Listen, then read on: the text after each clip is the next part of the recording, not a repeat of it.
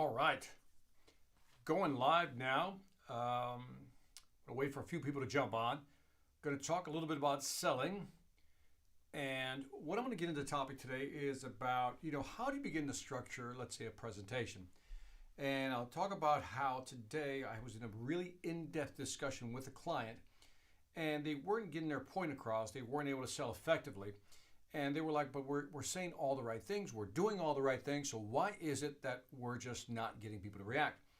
And so what I found interesting was that they technically had everything correct in their presentation. They even had the amount of data and information they needed to actually present to the audience. And so one of the things I started asking is, well, why is it not working? Got some folks joining on. Who do we have here? We have, all right, Jean P. or Jean P. Andres. Thank you for joining me. Like I said, before I jump into it, I'll just wait a couple of minutes. Hope you don't mind. And if you're watching this on the replay, not live, just fast forward a couple of minutes so you don't have to wait. We got Marco. Hey, by the way, put your country, man. I always like to know where you guys are coming in from. So what country you're coming in from, man. So put that in there. Colombia. Me encanta Colombia, hermano. Me encanta Bogota. Who else? Andres. Yeah, man. Thank you for calling me the boss, man. I appreciate that. Appreciate the thumbs up. Like I said, we'll just wait for a few more people. No, I didn't announce this. I just jump on YouTube Live once in a while when I feel like talking about sales. And Mario, is that Marco? Marco from Brazil. Again, I think I talked about no falo portugués. La República Dominicana, love it. India. India's always in the house. Oh, the UAE. All right, I love it. Somalia. Love you, man. Sri Lanka, Dubai, Morocco, Sweden. Now, who doesn't love Dubai, right? Let's see who else is in here. You have to do in front of the you have to do something in front of the cup. So New Zealand, my Kiwis, my people. What's happening? Queens, New York. Hey, Queens. I'm just kidding, man. So let me see who else is here. Mila and Sela, that's Heather. Always a big shout out to Mila and Sela. Haiti, as they say in Spanish, Haiti. You are excellent, man. Thank you, brother. Chicago, hometown. Is that Nino G? Nino G, my man. All right. Chicago, hometown. Way to go. I love this guy. Sensei. Appreciate it. Namaste. Is that what they say? I think so, man. All right, man. Let's get into some of this, man. Somebody just put USA. That covers everything. Well done, man. And so I'm talking to this client today. We're doing about an hour and a half online. I'm talking to the CEO of the company, the chief technical officer, the chief marketing officer, and just high-level people. And so they're having a hard time selling their platform. They have a very difficult platform to sell. And so as we were in the discussion, they were doing a lot of things right. And then certain things they just weren't doing right. But then I just kind of back up and said, okay, well, let's talk about what you think you're doing right. And so, they presented the product. They had the product down, so whatever product they were selling, they presented the product. They talked about the break-even points, right? So they told the customer how much time it will take for them to get their money back. They also included the return on investment, right? And also, when you buy a piece of technology, you also want to know what is known as the TCO, which is the total cost of ownership. So again, break-even point's about time. How fast am I going to get my money back that I invested? That's that, right? Return on investment is really a percentage of how much of that money I'm going to get back. And then when you look at total cost of ownership, that always makes people nervous, right? Because you can buy something and that's the price that you pay at that point. But then if you have to keep buying things over time, so this is more of a long-term, what is it really going to cost me? And so they were explaining all this to the client and the client still wasn't buying. They also, you ever had that argument, conversation with a client? You explain everything well, right? Everything like you lay it out. And they still say, let me think about it. Let me get back to you. Let me talk to my boss. Let me discuss it with my committee. And they never make a buying decision. If you feel me on that, give me a 1, man. Just hit a 1 right there. Give me a 1, man. Make sure you feel me. And so that happens a lot in business, especially the I'll think about it. By the way, that reminds me. If you haven't seen my video or the Sales Influence podcast on I'll think about it, you should check it out. You should really check it out. That's a really good response. So good. Got a couple of ones here coming up. And so what's happening is they're explaining everything rationally, right? Now this is important. I'm going to go slow because this is really important. So I was reading a book called, and The book is called Switch. The book is called Switch. I read it a couple of years ago, and there's two brothers. I don't remember their first names, but they're the Heath brothers, right? They wrote this book. And I'm going to give you an interesting model here, because if you get this model, you'll be able to understand why people don't buy or why they refuse to move forward, even when you made the perfect argument, right? So in the book Switch, the Heath brothers highlight this, and I'll just call it this model that they use for thinking. And so let me go ahead and erase this, and I'll just do this. And so here's the model. Now bear with me. I know you're not with me yet, but just bear with me. I'm telling you, I'm going somewhere with this. I want you to imagine, let me get a little pen here. I want you to imagine an elephant, right?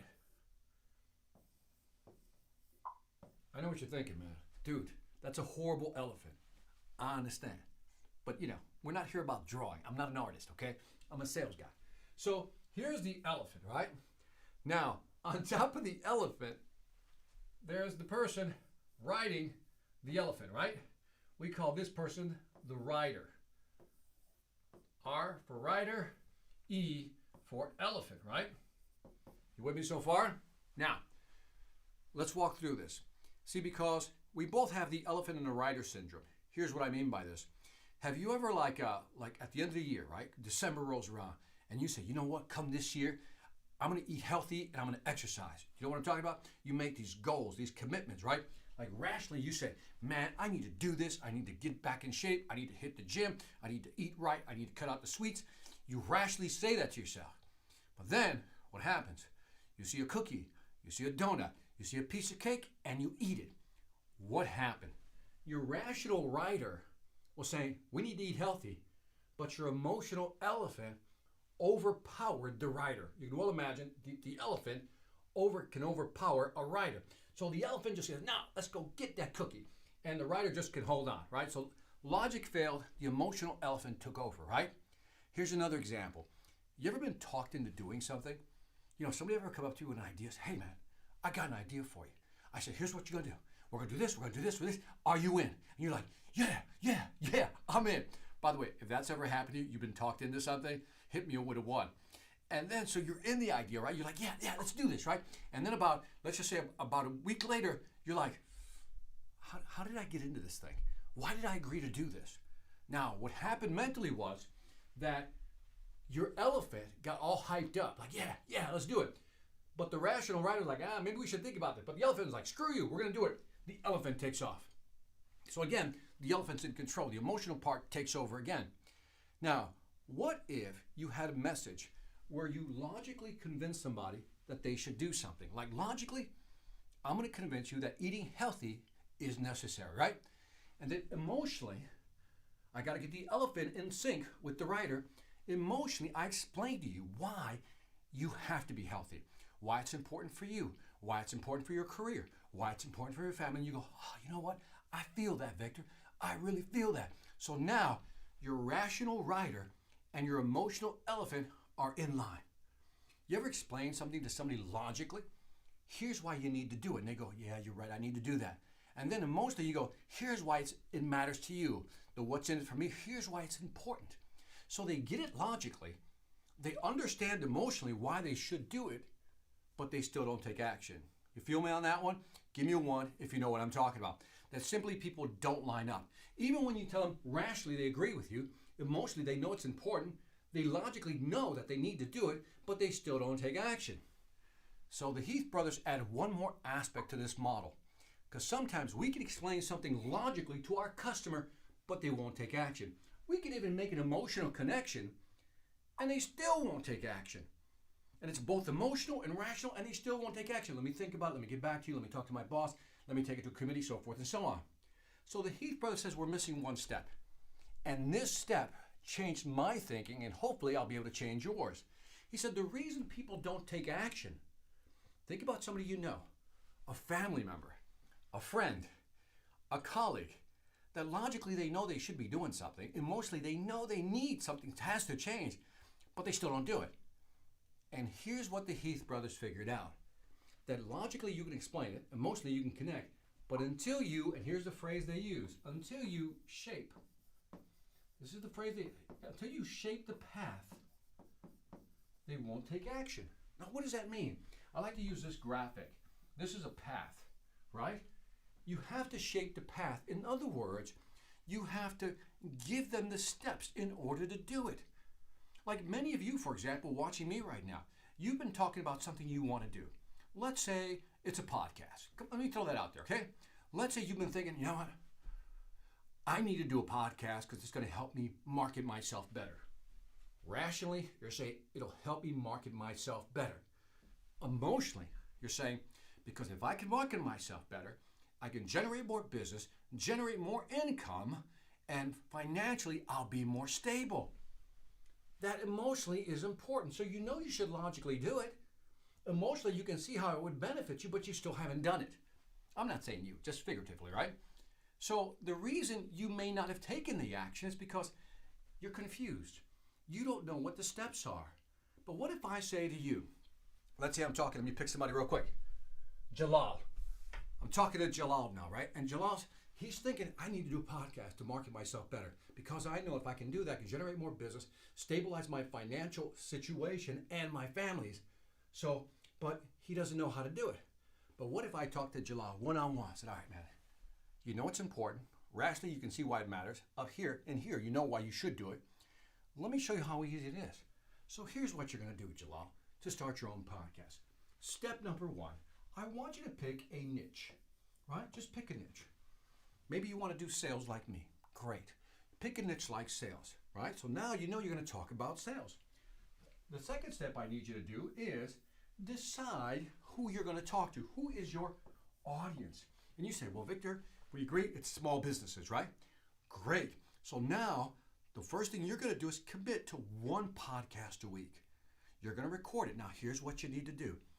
I'm going to show you how to go on Amazon, and you're going to get the equipment that I'm going to tell you to get. You're going to get the microphone. I'll tell you what you got to get. I'll tell you the recorder you have to get. Very simple, right? And then the next step is I need you to outline what your podcast looks like. And it's not that hard. It's basically you're going to talk about sales, and in each podcast you're going to talk about one thing. So you get to pick that one thing you want to talk about, and every podcast should be limited to 10 minutes. And then once you're done with that podcast, I'm going to show you how to upload it and publish your podcast. As you can see, 1, 2, 3, 4, 5, Jalal, just 6 simple steps. That's all you have to do. Now, if I have this conversation with Jalal, he's going to say, well, I can do that because you've given me the steps. Like here in the U.S., we have, I think it's Jenny Craig. It's like a diet, right? You buy Jenny Craig, and every day, well, they send you a package, right? And you have food, and every day you have 3 meals planned out. They plan out your meals with all the calories being counted already. See, because they know that people logically know that they need to lose weight. They also mostly know that they need to eat healthier for them to be around longer for their family. But yet they still don't eat healthy. So Jenny Craig says, you know what? I'm going to shape the path for you. I'm going to reduce the amount of thinking you have to do. What I'll do is I'm going to send you meals. And every day, all you have to do is eat meal 1 in the morning, eat meal 2 at this time, eat meal 3 at this time. And what they've done is shape the path. It made it easy for you to execute the plan. So I want you to think about this, that sometimes when you're talking to a client and they simply don't move, they can't make a decision. And in your mind, you're going, but God, I explained it. It's a rational price. Everything works. Why aren't they taking action? And it's maybe because you have not shown them how to what? Take the steps. You haven't shaped the path for them. So I want you to think about this. Hopefully this helps. Give me some comments. Let me know what you think. Jalal obviously is happy about this. When someone says, let me think about it, it's one of those two things. You're not interested or you're interested but not sure. Mohammed, thank you for, you got my podcast. When somebody, again, the I'll think about it response I've designed is magical. So again, just type in Victor Antonio, sales influence, let me think about it, and you'll find it. But does this make sense? Because I want you to really start thinking about this, that the real key to winning in sales is logically, I know you're good at convincing people. You can also talk about the emotional piece, but if you can highlight the steps, if you can walk them through, all the steps they need to do to actually be successful and just lay it out for them. And by the way, if you're a personal coach or you do coaching online, this is another perfect example of Again, people want you to give them a roadmap. If you want to look at it that way, it's a roadmap, it's a blueprint. If you have any questions, I'll take those now. Remember, you are sharing information, not selling. We're always sharing. We never sell, we share information. So let me know if this is useful. If you like the content, great. Again, I thought I'd jump on YouTube Live just to actually hang out with you guys. And if you have any questions, I'll answer them. I'll give it one more minute, and there's no questions. I'm gonna go chill somewhere. Probably finish my Starbucks and just go chill. Let me see. Hello, Victor. How to sell accounting and tax filing services, provided there's not much demand in New Delhi. Well, when there's not much demand, I mean, there's not much demand. So I would figure out what is in demand that is very similar to those products. So that would be my short answer. So if you can't sell, look, people come to me with this problem all the time. I said, Victor, there is no demand for this product. How do I sell it? Well, if there's no demand, there's no demand. You can't wave a magic wand over selling. But I would challenge you to say, okay, if they're not buying this service, let's say the tax accounting service, maybe they're wanting business tax service information. Maybe you can help them there. So think of a complementary or derivative type of product or service that you can offer, and then maybe that's the trick. Let me see. Great, thank you, Alexandra, appreciate it. What model whiteboard are you using? This is a Vibe. And so people have been asking me about this. This is called a Vibe. I did my research, and you go to Vibe USA, and that is Vibe. I should actually get a commission for that once you buy it, right? Coaching product using the Shape the Path. So how to sell online life coaching product. It isn't that you're selling that. You're not selling the Shape the Path. What's going to make you successful and it's going to get you referrals is when you help people shape the path. By that I mean, and this is Sandeep asking the question. Sandeep, what I'm saying is this is part of your coaching program. By helping people shape the path, they'll take action. When they take action, they'll be successful. Because they're successful, maybe they'll give you referrals, and that's how you get more business, okay? On behalf of all salespersons on the planet Earth, and now bestow on Victor Antonio, Nobel Laureate in Sales. Dude, thank you. I appreciate that. Thank you. Do I get a check with that? There's usually like a $1 million check that goes with the Nobel Peace Prize. I'm just saying. Pay up. Okay. I'm glad you guys love the YouTube channel. Hey, can you guys do me a favor? If you really like the content, can I ask a small favor? You don't have to, but if you do it, that'd be great for me. Share it with at least one other person who is not aware of my channel. Because I think my channel deserves more viewership and more subscribers because it is good content. And I try to put content on this channel that really helps people, not just blah, blah, blah, blah talk. So if you can just share it with one person that maybe isn't used to the channel, that'd be great. And on that note, I'm out of here. I'm gonna let you guys go. I'm trying out this new software for, if you wanna know what I'm doing, I wish you could see my screen, but I'm trying out this new software. In fact, I'm gonna take a screenshot and I'm gonna put it as my thumbnail. I just took a screenshot. And it's called Ecamm. It's called Ecamm Live. Here, let me promote things I use. It's Ecamm Live. And what you can do is you can stream to YouTube. You can bypass, let's say, Zoom or something, and it lets you stream to multiple channels, but it also gives you a lot of controls. Like you can put my name like right here. You can add graphics, overlays. So this is probably the second time I've used it. And so again, check it out. If you're gonna do some live streaming, maybe this is a software package you wanna look at. I love it. I think it's either 20 bucks a month or 240 bucks a year, something like that. So check it out. On that note, I think I've taken too much of your time. I appreciate your time. We will see you next time. By the way, can you do me one more favor? On what days would you like me to do a live one of these? What day would you like? Is it Monday? Is Monday good for you? Tuesday? Wednesday? I'm gonna look at the responses, and because what I'm trying to figure out is what days should I go live, and if you want to put a time frame. But again, because it's more international, it's very hard. But I'm thinking 2 p.m.